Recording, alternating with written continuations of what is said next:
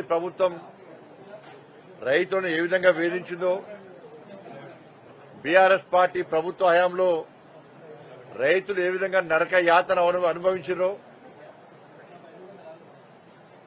అవి తట్టుకోలేక అవి భరించలేక తెలంగాణ రాష్ట్ర రైతాంగం అంతా కూడా కాంగ్రెస్ పార్టీ ఇచ్చిన హామీలను నమ్మి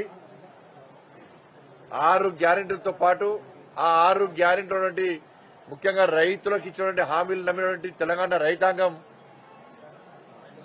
కాంగ్రెస్ పార్టీ ప్రభుత్వానికి ఓటేస్తే ఆ ప్రభుత్వం ఏర్పడ్డ వెంటనే 100 రోజుల లోపల రైతులకు ఇచ్చినటువంటి హామీలు నెరవేరుస్తామని చెప్పి హామీ ఇచ్చింది కాబట్టి ఆ ప్రభుత్వానికి ఒకసారి అవకాశం ఇచ్చి చూద్దాం, బీఆర్ఎస్ పార్టీని గద్దె దించాలని చెప్పి ఒక ఆలోచనతో తెలంగాణ రాష్ట్ర రైతాంగం అంతా కూడా కాంగ్రెస్ పార్టీ నమ్మి కాంగ్రెస్ పార్టీకి ఓటేసి గెలిపించడం జరిగింది.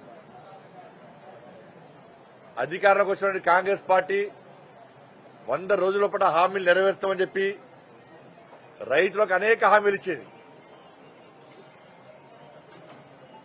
కనీసం ఆ హామీలను పట్టించుకోకుండా 100 రోజులు పూర్తయిన వెంటనే ఒక్కొక్క మంత్రి ఒక్కో రకంగా, ఒక్కొక్క కాంగ్రెస్ పార్టీ ఒక రకంగా ఒక సెక్షన్ మీడియాను మేనేజ్ చేసి ఇచ్చిన 6 గ్యారెంటీలు అమలు చేస్తామని చెప్పి ప్రజలు నమ్మించే ప్రయత్నం కాంగ్రెస్ పార్టీ చేసింది.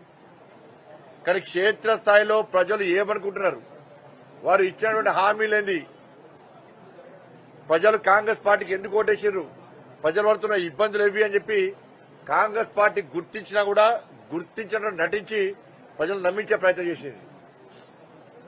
ఇదే కాంగ్రెస్ పార్టీ అధికారంలోకి వచ్చిన 100 రోజుల పాటు మేము హామీలు నెరవేరుస్తామని చెప్పిన తర్వాత రైతులకు కేంద్ర ప్రభుత్వం ఇచ్చేటువంటి 2200 మద్దతు ధరతో పాటు 500 రూపాయలు బోనస్ ఇస్తామనేది కాంగ్రెస్ పార్టీ.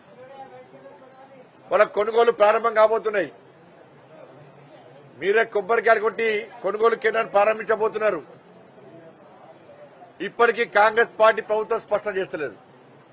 మీరు కేంద్రం ఇచ్చే 2200 రూపాయల మద్దతు ధరతో పాటు 500 రూపాయలు బోనస్ ఇస్తారా ఇయ్యరా, ఇస్తామని ఎందుకు ప్రకటించలేకపోతున్నారు? మీరు ఇచ్చిన హామీ ఇది. దాని మీద స్పష్టమైనటువంటి వివరణ కాంగ్రెస్ పార్టీ ప్రభుత్వం, రాష్ట్ర ముఖ్యమంత్రి రేవంత్ రెడ్డి గారు ఇవ్వాల్సిన బాధ్యత ఉన్నది. వ్యవసాయ శాఖ మంత్రి ఇవ్వాల్సిన బాధ్యత ఉన్నది. దాంతోపాటు గత బీఆర్ఎస్ పార్టీ ప్రభుత్వం తరుగు పేరుతోని, తాలు పేరుతోని క్వింటాల్కు 5 నుంచి 10 కిలోల తరుగు తాలు పేరుతో రైతులను మోసం చేసిన తర్వాత ఆ రోజు భారతీయ జనతా పార్టీ అనేక సందర్భాలు ఆందోళన చేసింది. రైతులు కూడా వారు ఆవేదన వ్యక్తం చేశారు.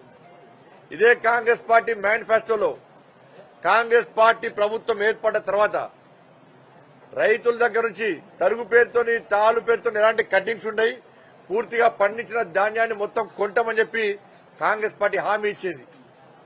ఇవాళ ఆ హామీని కొనుగోలు ప్రారంభమవుతున్నాయి కాబట్టి ఆ హామీని నెరవేర్చాల్సిన బాధ్యత కాంగ్రెస్ పార్టీ ప్రభుత్వం మీద ఉంది.